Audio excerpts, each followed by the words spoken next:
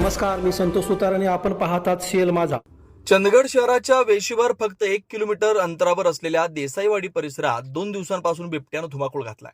2 दिवसात एका पाळीव कुत्र्याचा फडशा पाडणाऱ्या या बिबट्याचा वावर वन विभागानं लावलेल्या ट्रॅप कॅमेऱ्यात कैद झालाय. या घटनेमुळे शहरासह ग्रामीण भागात मोठी खळबळ उडाली. नागरिकांमध्ये भीतीचं वातावरण आहे.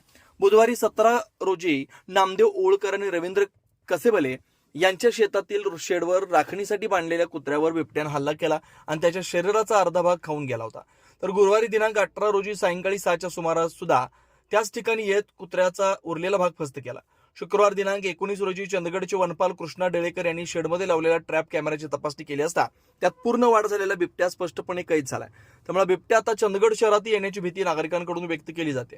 परिसरातील नागरिकांच्या भीतीचं वातावरण निर्माण झालंय. दरम्यान घटनेची माहिती चंदगड विधानसभा मतदारसंघाचे आमदार शिवाजी पाटील यांना समजतात त्यांनी गांभीर्याने नोंद घेत चंदगड विभागातील वन अधिकाऱ्यांशी संवाद साधला. संबंधित घटनेची माहिती घेतली. यावेळी त्यांनी वन अधिकाऱ्यांना कोणत्याही प्रकारचा अनुचित प्रकार घडू नये म्हणून योग्य त्या उपाययोजना करण्याचे आदेश दिलेत. वन अधिकाऱ्यांनी यावर सकारात्मक भूमिका घेत चंदगड शहरातून दररोज संध्याकाळी वन विभागाच्या कर्मचाऱ्यांची गस्त सुरू करण्यात येईल असं सांगितलंय. त्याचबरोबर नागरिकांमध्ये वन्य प्राण्यांपासून बचावासाठी जनजागृती करण्यात येणार असल्याचं सांगितलंय.